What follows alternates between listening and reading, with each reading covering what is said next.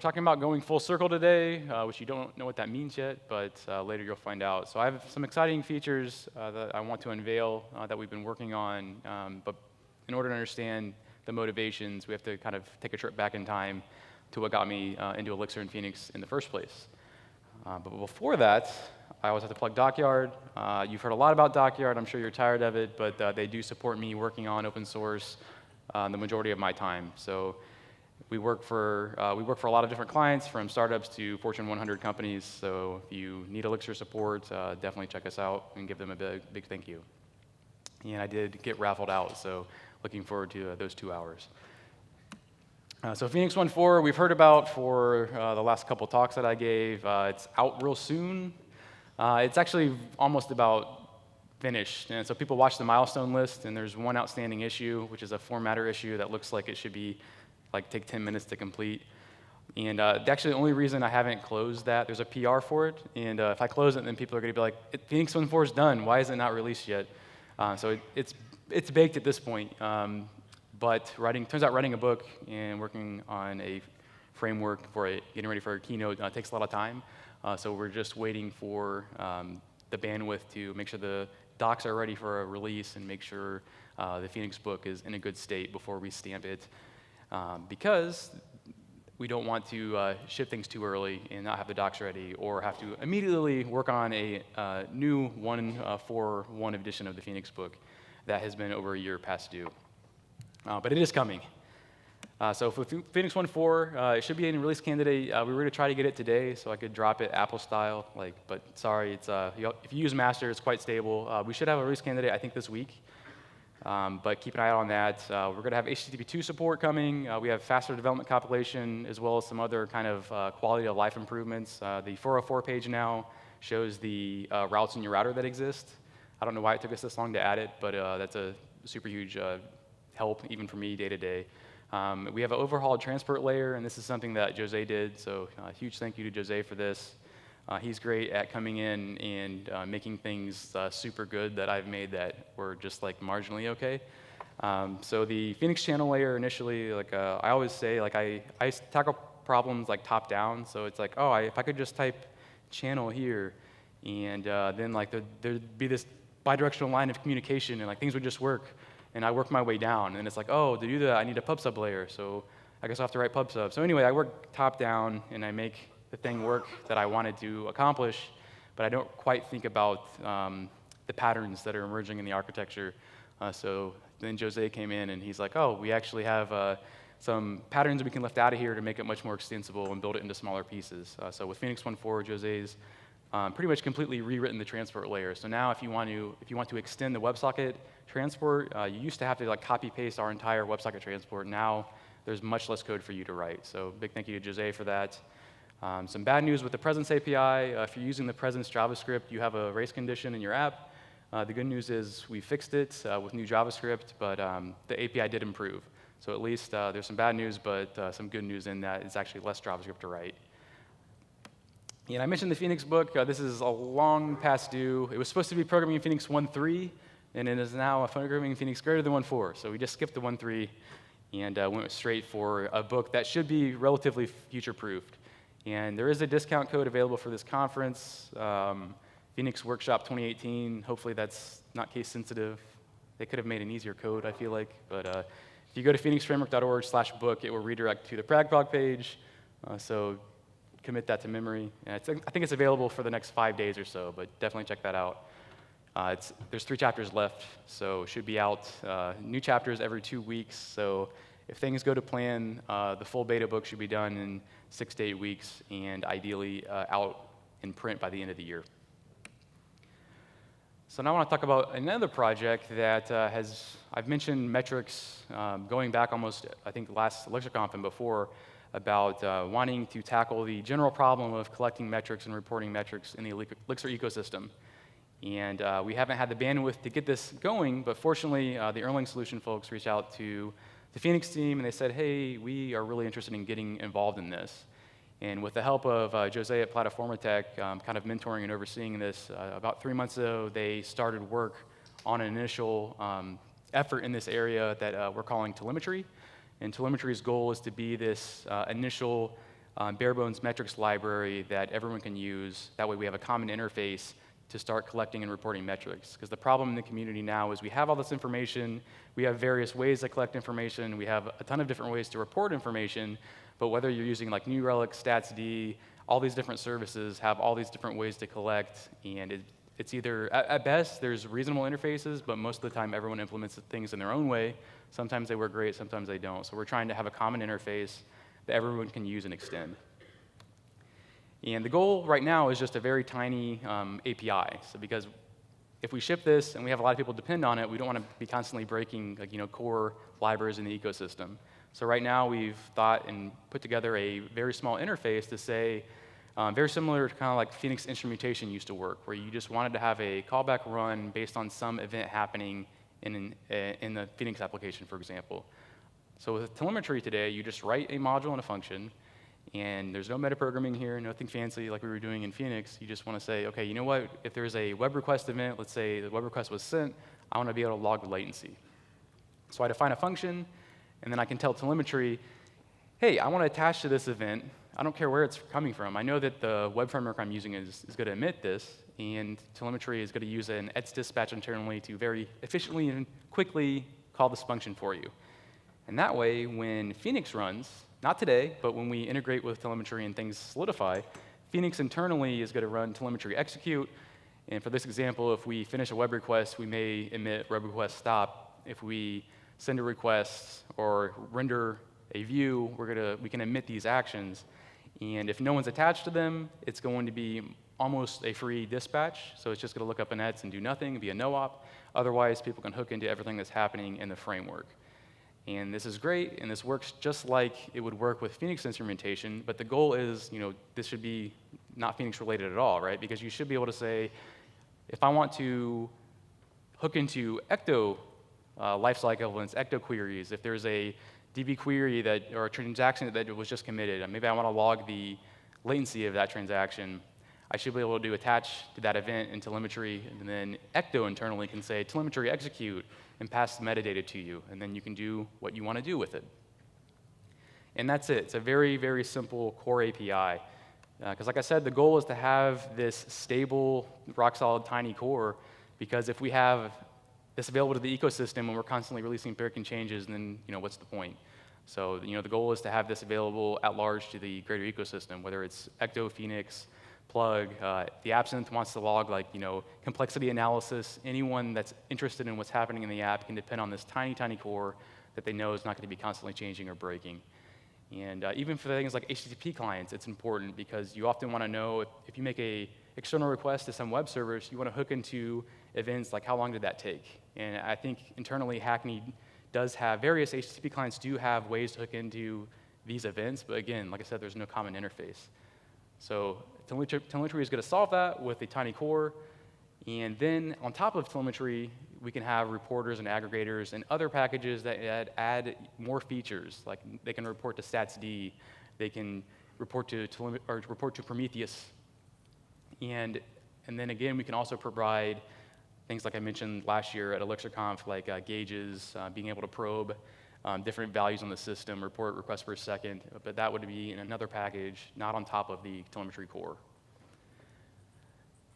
And my personal goal is to come in and then make use of this hard work by the Erlang Solution folks and obviously team up with them, but for me, they have solved the hard problems so far, which allows me to accomplish my personal goal with this whole metrics initiative. One is we need to have this common interface, but for me personally, it's how do we lift this rich information out of the system and provide actionable insights for people that aren't experts. Because at Dockyard, we work with a lot of clients. Even if they've had Elixir in production for years, they may not even be aware of what the atom table is or that they're leaking memory. All they know is that maybe the app errors out occasionally and their deployment process just rebooted the server. And it just becomes one of these I don't know. They shrug when they could just look at and lift this information if they just had the tools to do it. So a Phoenix telemetry project is what I want to accomplish, where if you load this into Phoenix and you can have a web page load up, and in real time you're seeing what's happening in the VM. And we should be able to easily lift information and insights to people, right? If you have if you're at 90% usage of your atom table, you probably have a memory leak. So we could write an if condition, right? Simple heuristics should be able to say whoa, you might be leaking atoms here. Here's what's going on, what may be happening. By the way, here's some information to go read about. So I want to be able to quickly answer, if you see memory continuing to climb, if the app's slow, we should be able to say, here's the top processes by message queue. This is probably a bottleneck. These are things that we should be able to get at.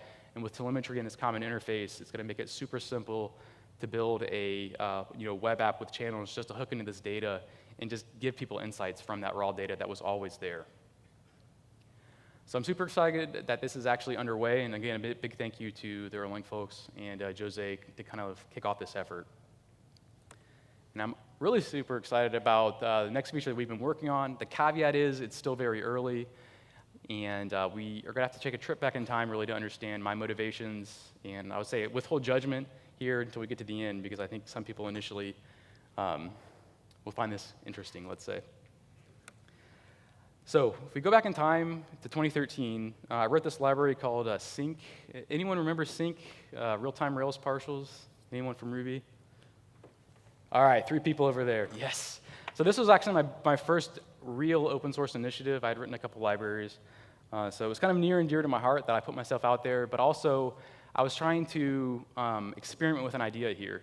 And to be honest, this is what led to Phoenix, but this is also because one night I ate like a whole bag of chocolate-covered espresso beans. And this is a true story. So I don't know where we got these espresso beans. I'd never had them before, and I'm addicted to caffeine. But either way, there's a lot of caffeine in these things. So I started eating them, wow, these are delicious. And I ate the whole bag. And I didn't know that that was gonna, I was freaking out. So anyway, I stayed up all night, and Sync is what fell out of that. I'm serious, that's what happened. That's ultimately, Phoenix probably wouldn't be here if I hadn't eaten that bag of espresso beans. But if you go to the README of this project, though, you'll find that my motivations were, it was a thought experiment fueled by espresso beans that I wanted to grow into a viable option for real-time applications that didn't have to require a ton of JavaScript complexity. So the goal was, I was doing Ruby and Rails at the time. I was super productive. I loved it. And the debate still rages today, but in 2013 especially, everyone was like, client-side apps are the future. If you're doing server-rendered HTML today, you're a dinosaur. So at that time, I was like, you know what, how can I get some of this real-time rich experience but not ditch the stack that I love? And you don't have to know Rails, but we basically were able to render bits of HTML and push update those to the browser with seemingly no JavaScript and code involved, and bam, real-time application. So this worked, but unfortunately did not work well. So this was 2013, and the conceptual model worked, and it actually, feature-wise, was a compelling demo. But the problem was, to make it work, it kind of led me away from Ruby, because I had to make this work, so next to my web server in Ruby and Rails, I had to start another server for WebSocket connections. And to not block the main Ruby thread to publish updates, I had to run an event loop in Ruby. So I had to run a JavaScript's concurrency model, brought that into Ruby to publish events. And that worked, but then sometimes the event machine thread would die, but it wouldn't know. So I had to write code to check a thread and tell a Ruby library that, hey, you actually are dead and you're not aware of it. So it was to me, it was clear that this worked in that I was able to make it work, but I was not ever going to make it robust or performant, just because of the concurrency features of the platform. But I loved the way I could write applications on the platform. So that's when I started looking around into various languages. How are other communities tackling real-time applications? What can I do to kind of have the best of both worlds? And if you look at my commit history, first commit on Sync was April 6, 2013, and I started Phoenix about 6 months later. So I started Sync, in love with Ruby, thinking this is what I was going to do for, the foreseeable future of my professional career. And then 6 months later, I was already into Elixir learning and kind of thinking, how can I accomplish this, but in an ecosystem and language where I can execute on this goal and have it work well. So that's my background into accomplishing real-time rich applications without a bunch of complex JavaScript. And that's where we've come full circle with a feature that we're tentatively calling Phoenix Live View. And it's essentially what we just talked about with Sync. If you've used Sync, don't freak out, because it's in spirit the sync model, but very different implementation and approach. But the goal is we can provide rich user experiences on par with client-side applications without the mountain of complexity. Because I think even if we're professional JavaScript developers, there is a cost that we have to bear, and it's certainly very high today to get moderate user experiences. And I know people here are going to say, like, you're building a turbocharged horse buggy, like this is not the way to go. We've been down this path, but give me a second.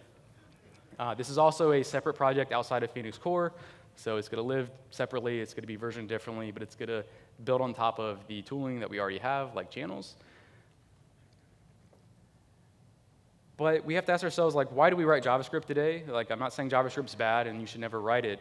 The goal is rich user experiences. So, like, I think a lot of us are aware that there is a huge cost to bear, but it's a fact of life because we want to provide a good UI. So, like, a registration form is a great example. Like, it makes business sense. It makes, like, dollars. Like, our business is going dollar sense. Our business is going to either be successful or fail based on people actually converting to registered users.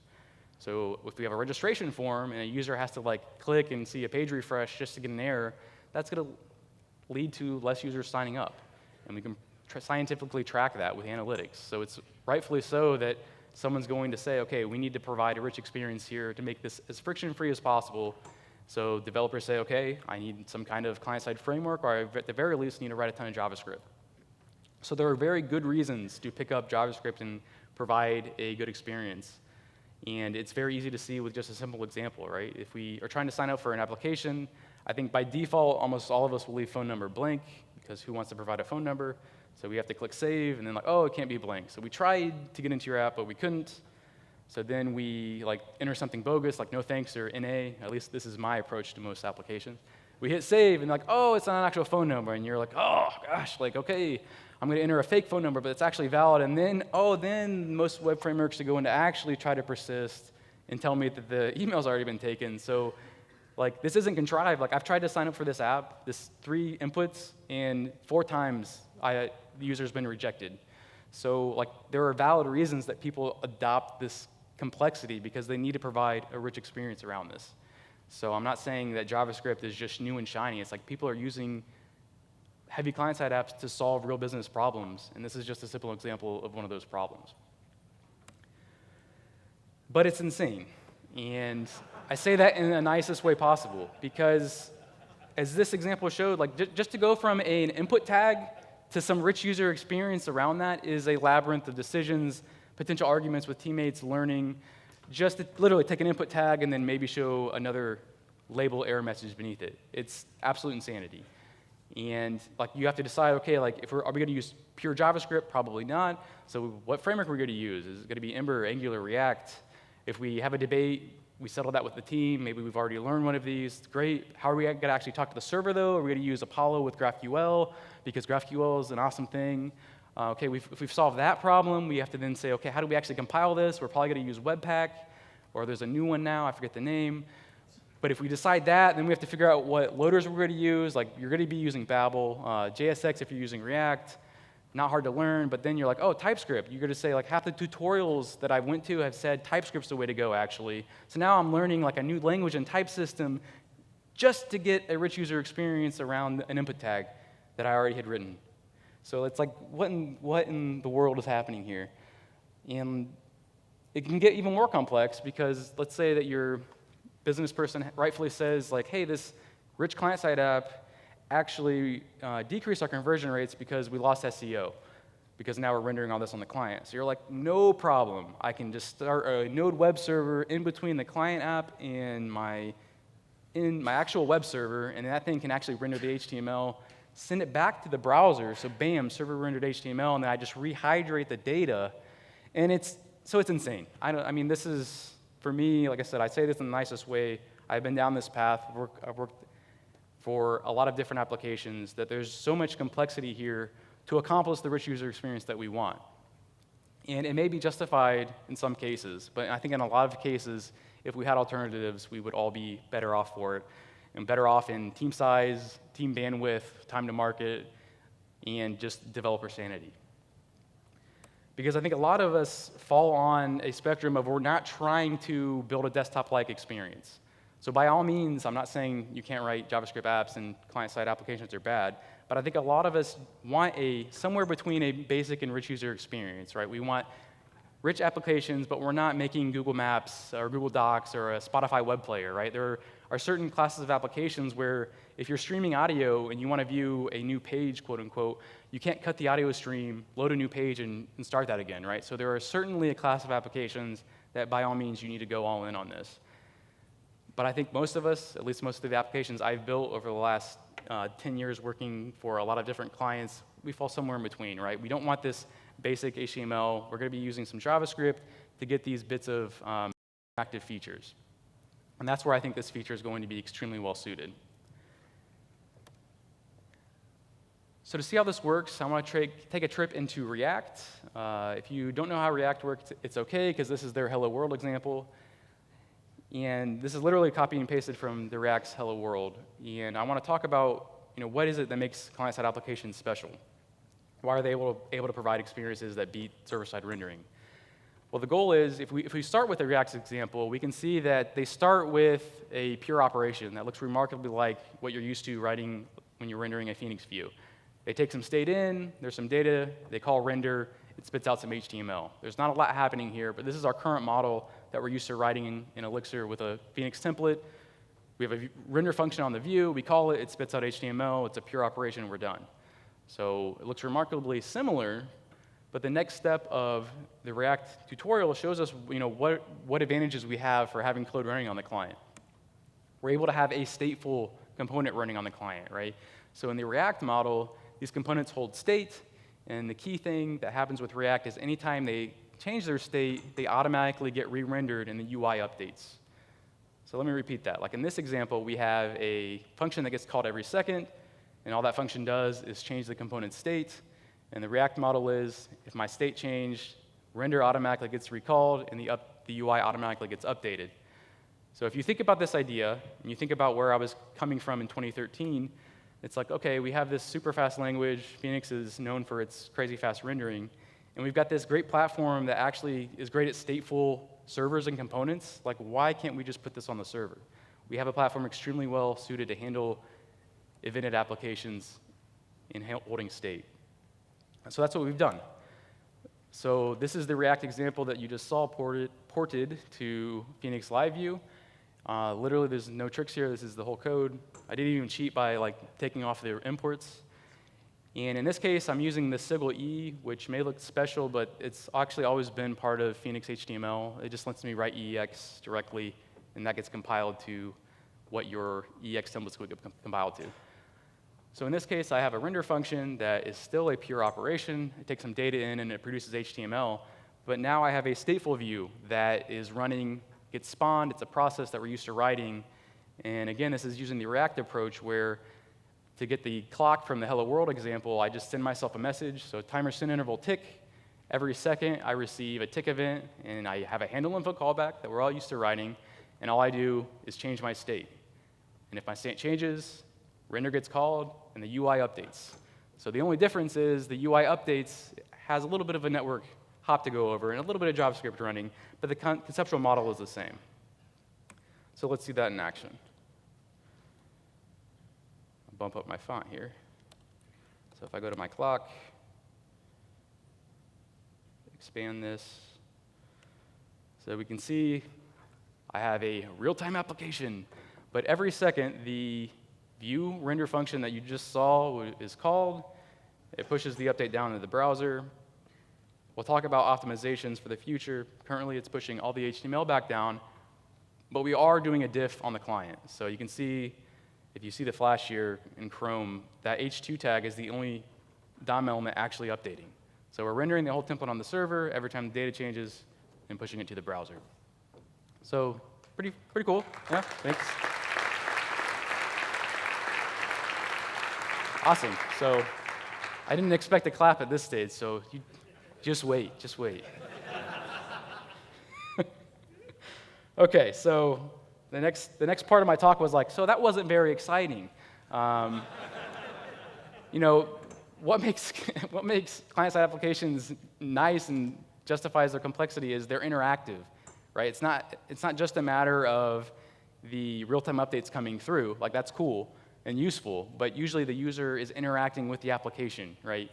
And that's what makes it special and powerful. So we have Phoenix event bindings that allow clients to interact with this stateful process on the server. And it's super simple. So in this hello world type example, fits on one slide. I did cheat here. I removed the use. Long story short, I had the use there, and then I was violating the Elixir formatter on the slide so I could make sure my font was the same, and then Jose saw this, and he's like, ugh, why did you, I don't know. Anyway, so I cheated with the use line to accommodate Jose, but this is literally the only code that's required to have client interaction. So in this example, I'm just using straight HTML, and I have a Phoenix click, and I want to just increase and decrease a counter, let's say. So I can say phx click decrement, arbitrary event name, and then the server has a handle event clause that gets invoked on increment and decrement, and then all I do, again, is I can update my state. If I do nothing, nothing happens, but if one of my callbacks changes my state, render gets called and updates the UI. So let's check this out. So if I go to /counter, the count is 0, and if I click plus and minus, I have this stateful process out there up and running. And this thing could be doing anything. It's just a gen server underneath. It's holding state, it's reacting to events. And in this case, it has a Phoenix click event. So we have some type of interaction model now, and it maps exactly to kind of the flow that we're used to writing on the client, but it happens to be sending the events over to the server.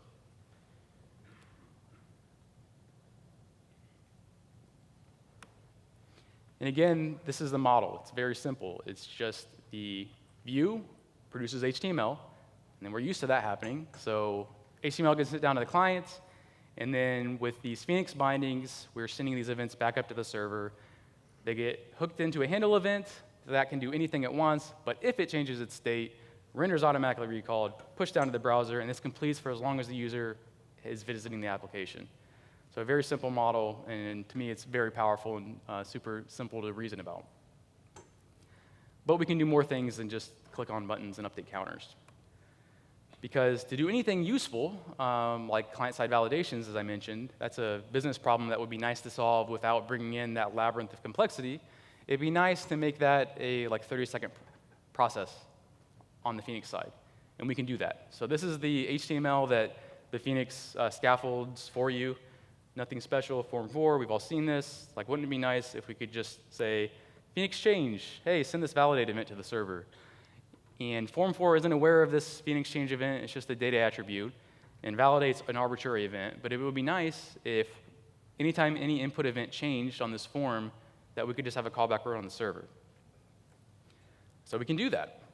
So here's a Phoenix Live view for a sign-up form. On init, we have a empty change set, so just like a new action in a controller. Render is, in this case, is just calling render of the view or the template that we just looked at, just a normal, pure Phoenix render. And then we have a handle event validate. And in this case, Phoenix passes us the serialized form. We get those form values, and just like we would do on the server normally, we pass those to a change set. But in this case, we don't check to see if the change set is valid or render a template. We just add that change set to our state. If it changed, then it gets re-rendered and pushed to the client. And this gives us immediate feedback. And literally, this is the only amount of code required to get client-side style validations. So if you imagine if you have the requirement of localization support, how would you get all of your get text translations down to the client? It's there's a way to do that, right? But you have to figure out what payload shape that takes. You got to send it down to the client somehow. That's potentially a ton of data on the wire just to add internationalization. So even if you have a ton of experience getting client-side validations in place, there's still a lot of complexity outside of the tooling just to get that to work well. And for us, it's no extra effort. And if we want to persist, we can also use another binding called Phoenix submit. So in this case, instead of submitting to a controller, I can just submit back to that live view. I could submit to a controller if I wanted to, but why submit all that input down to the controller just to re-render if it was in an error condition? I already have that up and running. I should be able to do it back in the process that I already have running. And in this case, I just add Phoenix submit save, and then I define a handle event save, and this looks remarkably like a controller. And this API is subject to change because we're kind of mixing a controller-ish API with a stateful API. But the goal of this is we should be able to very simply go from this model that we're used to running under, write it in a live view, and now suddenly the application is 10 times more interactive and featureful with potentially less code. So in this example, it looks almost exactly like you would see in a controller for the successful condition. We try to register the user, it worked, yay, put the flash message, redirect. But in this case, you can actually see redirect goes directly to another live view, which is kind of neat. So you don't have to redirect to a controller. The controller can completely fall away entirely, and you can just go directly to another view, and we'll see that in a second. And in the error condition, this is actually a simpler model than what you're used to writing in a controller. The controller would have to render like a edit or new HTML template and pass the state in. But to me, like this is even simpler than that because we are already rendering this template, and anytime we have an error, we just change our state. We don't have to like do this branching logic and say like, oh, well now I actually have to render a template here, and what template am I in? It's like, no, we just change our state. So it becomes much more data focused. And for me, it's a simpler model than even the CRUD controller code, which is already pretty nice. And I think we could write, like imagine you could write mix Phoenix Gen live view, and that did what the HTML generator used, but you had a real-time application in less lines of code than what it currently produces today. And I think we can absolutely do that. And I want to show you a demo of this. So if I go to my registration screen, users new,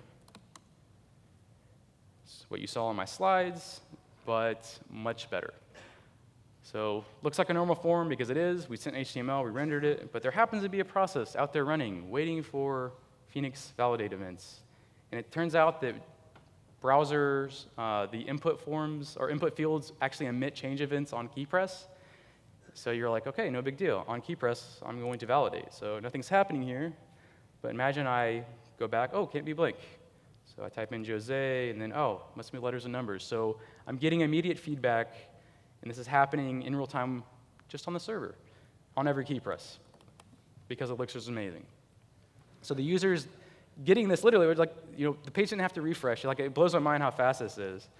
And even over, like, when I was demoing this with Jose, I was exposing localhost, over the Atlantic Ocean to Poland, and it was like indistinguishable from a local JavaScript application, even from my laptop, Wi-Fi, Atlantic hop to Jose. So anyway, it's just incredibly compelling to write applications this way, and it works for every input. So if I want to type in an email address, it has to be valid. As soon as it becomes valid, it goes away.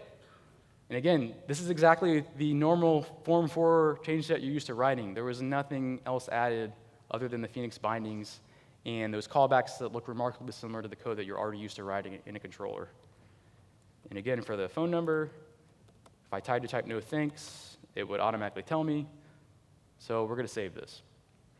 But before we save this, I'm going to open up another tab, because it turns out I have a full CRUD view set up for all the CRUD actions, index view and show view. I'm going to go to my index view now. The EX is exactly what you would get from a Phoenix Gen HTML. So let's persist this user, have them register. There's a new flash message. Great, you're used to seeing this, but we saw the new user showed up on the left. It's pretty nice, but it gets even better than that, because I'm going to go edit this user. I'm going to go to a new page and say, okay, the name is actually Jose Valim. I'm going to save Jose, and look, oh, on the right, it updated. And again, this is just the code that we're already written. And I'll show you the show code in a second, but one of my favorite features too is I was like, wouldn't it be nice to just, if I delete a resource, that page knows about it. So I'm going to delete Jose now because he trolls me too much. I'm going to perm ban him from this app. So I'm going to delete Jose, and that view redirected and put a flash message up like that user's gone. Sorry.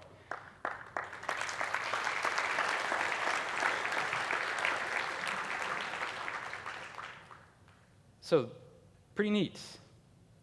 So here's my counter view. So I wasn't lying. That's all the code required. So let's check out that show view. And again, like I said, the APIs are new here. I'm rendering EX in line, but that could also be a regular template. But if we look at the code required to make this fully real time, it's like less than 20 lines of code. And in this case, I have an accounts context that uses Phoenix PubSub that just sends me a message if this user gets changed or deleted. So the only thing that we have to implement to make that a real-time experience is anytime I get a user updated event, I just refetch my data. And in this case, I could just broadcast the data, but I'm going to naively refetch it. So there's definitely some data considerations here. If you have a ton of users on an app looking at a resource, you want to carefully not query the database for every user connected. But that's another problem. And I've been talking with Ben from Absinthe on data loader and how Absinthe subscriptions are solving this issue. But the simplest approach is to just refetch our data. If the data change, it re-renders and updates the UI. And in the delete case, this is just a handle info that we're all used to writing. We get an event from the accounts context. Oh, this user was deleted. We just put a flash message and redirect. This shuts down, and they're on a new page. So the model of this real-time application is, like I said, simpler for me than the actual CRUD HTML that we generate. It's like fewer files, fewer conceptual leaps, and you get this real-time experience that is insane, in my opinion. So let's go back.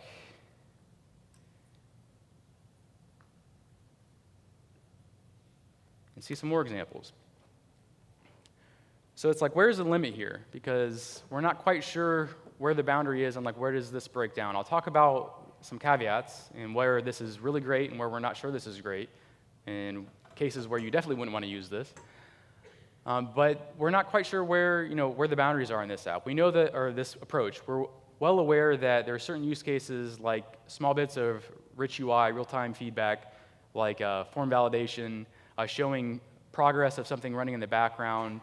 If you had a dashboard, a UI dashboard that you wanted to have periodic stats pushed down to, you could just render that on the server and have a process waiting for that information. I think this would be perfect for that today, as is. There's a lot for us to explore, though, because, for example, could you implement an entire chat application with this approach? I'm not sure. There's a lot for us to figure out to make that an actual valid approach. So the goal is to start small, start with simpler use cases that we know we can solve really well, and then work up to where should you just bite the bullet and take on the client complexity. But I think we can go a lot further than most people think. So for example, if we take a look at our JavaScript API, this was on Phoenix 1.3. This is the one with the race condition, unfortunately. We tried to go with a pure functional API, and it turns out we need to have a stateful API. So our API got better, though. So this was the old JavaScript we had to write. Not bad.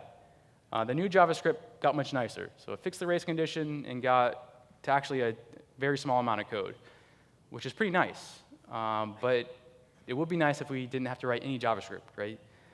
So let's see that. So I can have a PhoenixPresents-backed application and see what users are online over Phoenix Live View. And there's not any JavaScript required. So let's see what that looks like. So now I'm back on my index page. On the left, I have an anonymous user. Not too exciting yet. But let's bring up another user with a name Chris. And now this just looks like I wrote a PhoenixPresents JavaScript client, but this is all server-side rendered. I did not write a single line of JavaScript. And in my EX template, it's like for user and users. Like there's not anything else there. And let's open up another tab and see, this shows how many devices the user is connected with. So if I join from another app, instantaneously, Chris is now on from 2 tabs. So it's just as fast as you would expect it to be if you were writing a JavaScript app. Oh, there's 1 tab left, and now Chris has left completely, and he's gone. Completely server-side rendered. And it's not a problem. And all we have to do is subscribe to a topic like we're used to. So in this example, I just, on init, ask for my presence to be tracked, and then I subscribe to that topic to get events when the users join and leave. I am cheating here in that this is not an efficient approach. So it turns out I wrote this feature, and it worked so well that we actually outran ourselves because there exists no PhoenixPresents client that acts as a JavaScript client, if that makes sense. So Phoenix Tracker and PhoenixPresents replicates events, but we never had to actually write events that stitches that data back together because there was never a feature like this. So currently, until I write that, I am just saying anytime the presence information changes, I just refetch all the presences, which you wouldn't want to do for a large number of users. But we are going to now make an Elixir client for that because we have a valid use case for it. But in a few lines of server code, I have PhoenixPresents features on a server-rendered application, which is kind of ridiculous.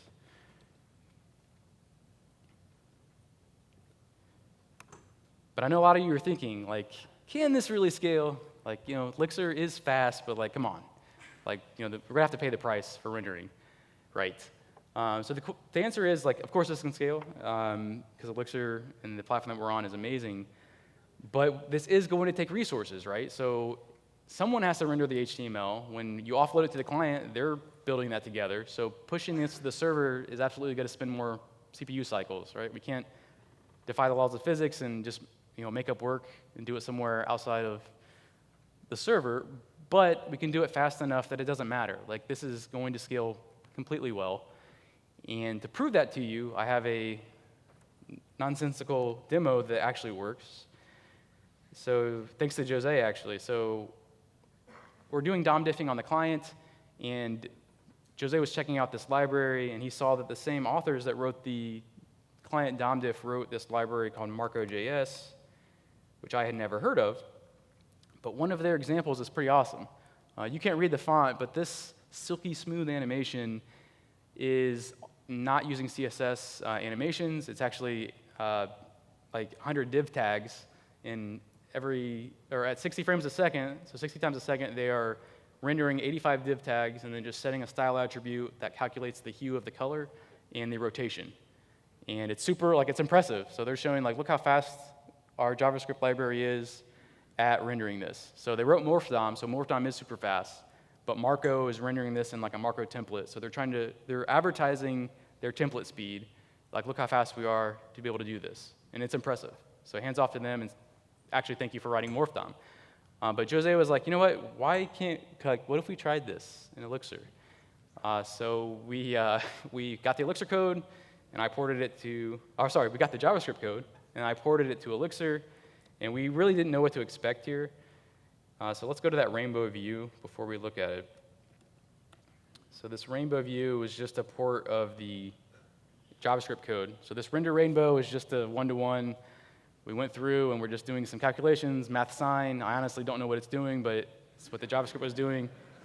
And the goal is we produce a div tag with the style attribute that sets the color and it sets the CSS transform. But the CSS is not actually animating it.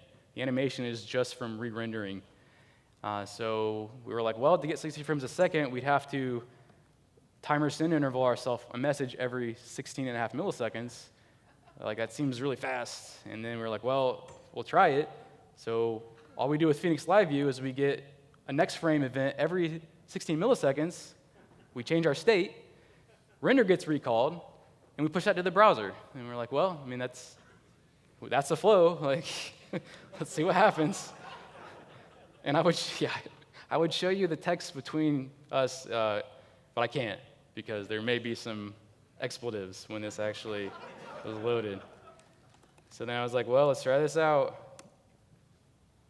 So that's rendering on the server at 60 frames a second.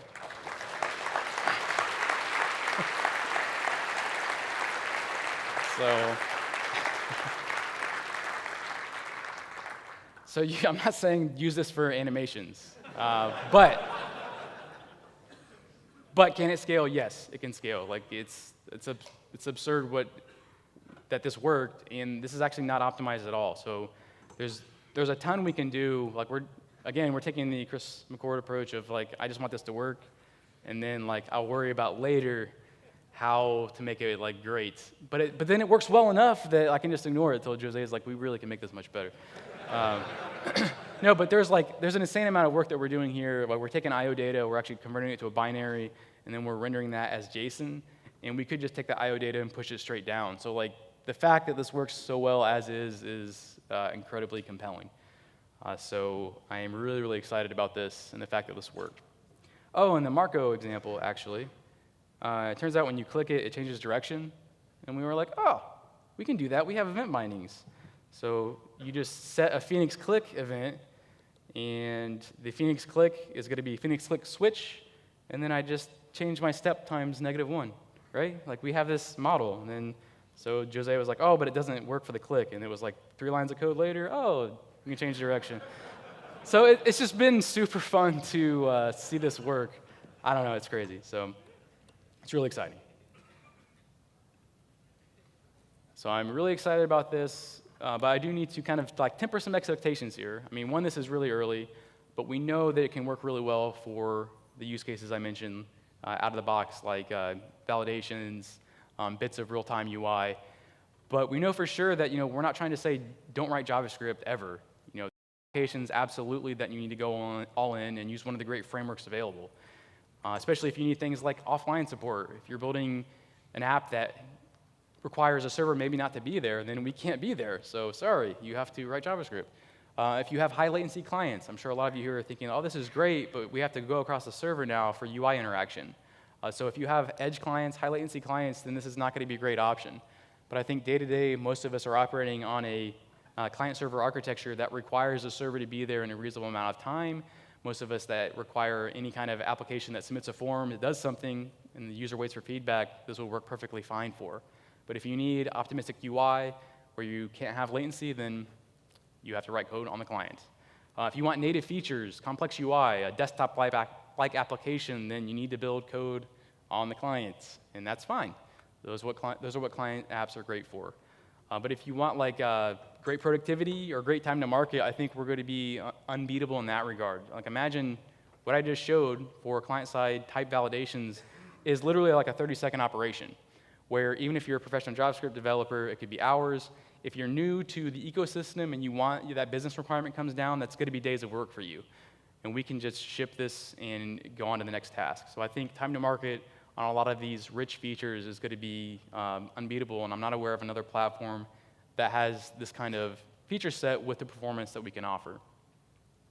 And again, the latency feature too is tough to, you have to evaluate this on a case-by-case basis, because even if you have a highly latent client, if they have to download 10 megabytes of JavaScript, like is that going to be better than server-rendered HTML that shows up instantly, but maybe they have to wait a little bit for interaction?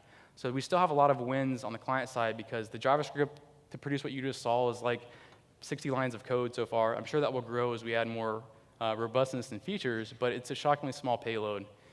And we get things for free like SEO, because it's just server-rendered HTML. There's nothing for us to worry about in that regard, because you go to a path on a web page and you get HTML back. So there's a lot of wins here, but again, we're not saying stop writing JavaScript for all use cases.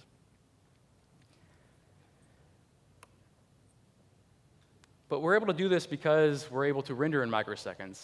And it's been a great marketing feature for us. So Jason on the Phoenix core team was the one that actually added the microsecond character, let's say. I would have never thought about it. It would have been like 0.4 milliseconds. And like I think this is the gift that keeps on giving, because people see this like, what's this micro character? And they're like, oh my God. So it's amazing. So this is like, it's amazing to see, because it's really enjoyable to write code that renders in microseconds, but it's amazing that like people are blown away by this. But this has also led to people saying like, well, like whoop-de-doo, like the user gets a page in 40 milliseconds versus 400 microseconds, like this is just about bragging rights. So there's some truth to that. So I'd say this is a great marketing feature for us, but it needs to be about more than just us being like, woohoo, we had 400 microseconds and you have milliseconds, like whoop-de-doo. So I want to talk about this a little bit and say like, it's not just about performance for us. It's about more than that. And I read a blog post evaluating different web framework performances, and it was actually some interesting points, because I actually agree with their first point. They were evaluating, I believe in this case, Ruby versus Elixir, and they said, even if it was faster, would it matter? Like, is there such a thing as a fast enough web application? And I agree with this. I do think there is such a thing as a fast enough web application if we're talking about web applications that we've been building up through the last decade. Absolutely, if a user gets a page in 40 milliseconds versus 400 microseconds, they're not going to notice. Like, it doesn't matter. So I agree with this point. But their next point is actually really interesting, because they said, like, just how important is performance when choosing a web framework or even a programming language for a web application? And to me, like, it's incredibly important, because if you can choose a language that allows you to advance the state of the art, then it makes all the difference. So if we're trying to build applications that we've always built, then it doesn't matter. But if we want to advance the state of the art, if we want to beat other competitors to market, produce features faster than them, then absolutely the choice of framework based on performance is critical. Not because we can brag about it, it's because we can advance the state of the art of web development and make ourselves more productive. So the microsecond is going to stay there, but just realize it enables us to produce incredible things, not just to brag about them, even though we do brag. So I'm incredibly excited. I'm going to add a subheading to Jose's remarks earlier. So Jose said, the future is in your hands as far as, adopting Elixir, growing it. The tools are there, the Elixir team put out. The future is in your hands to shape the rest of the language, right? If you need a feature, you're empowered to implement it. So I'm going to add on to that and say, not only is the future in your hands, the future is yours to build. Like, we have this platform that can literally advance the state of the art, do things that other platforms simply can't do. So I want people to kind of embrace this idea and kind of challenge the status quo of what is possible and what can we build now that we have nerves, now that we can actually deploy devices in the field that are running Phoenix itself or talking over Phoenix channels, like the demo that Justin gave. Uses Phoenix channels on the server, and completely blew my mind that we were able to have devices just update their firmware based on getting a message from a server on the back end. The future, I think, is ours to build, and the more and more markets we eat into, I think the more successful we're going to be. So I'm incredibly excited to see where this goes, and thank you for all coming out.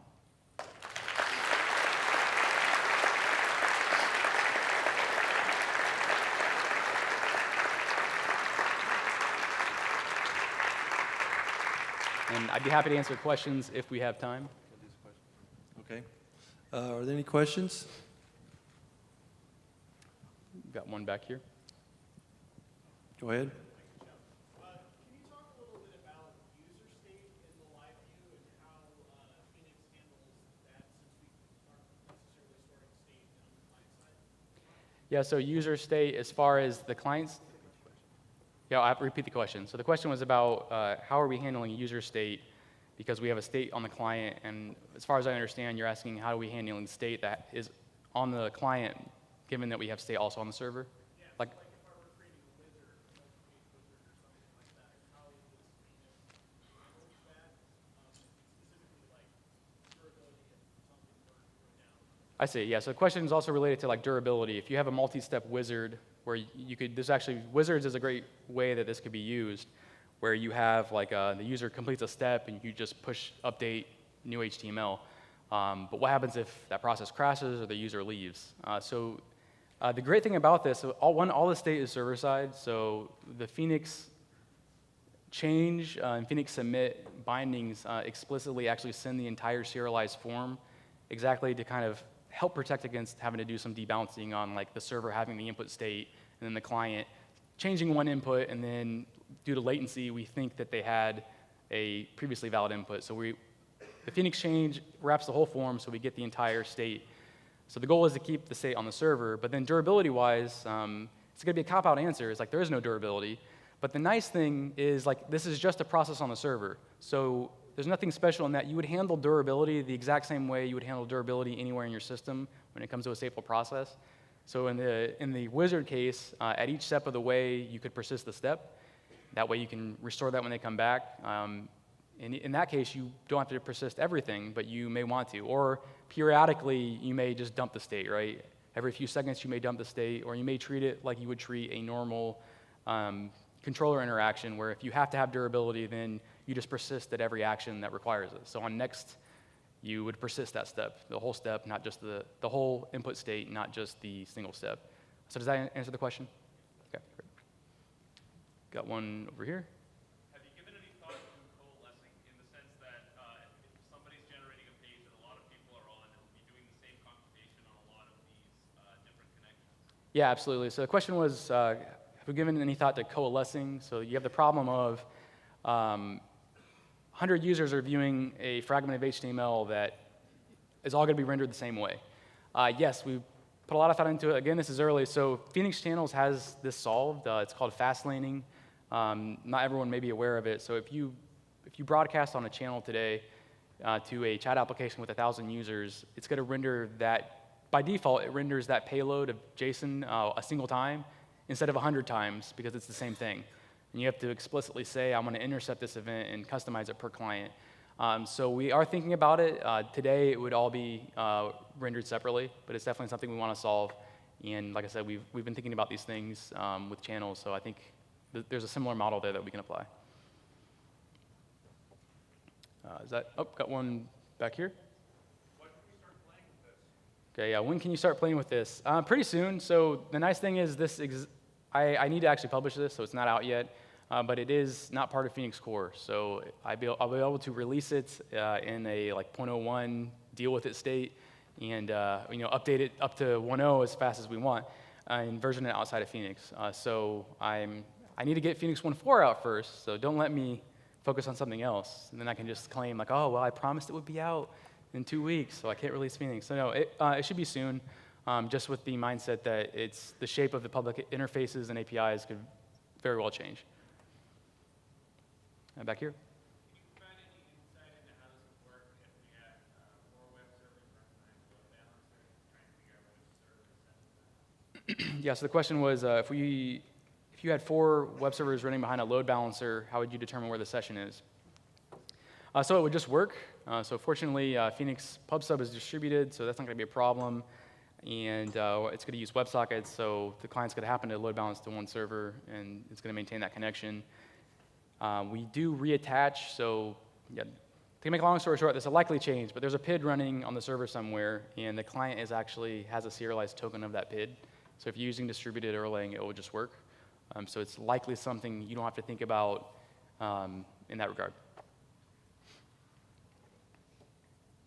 Got anyone else? I can't see with the lights.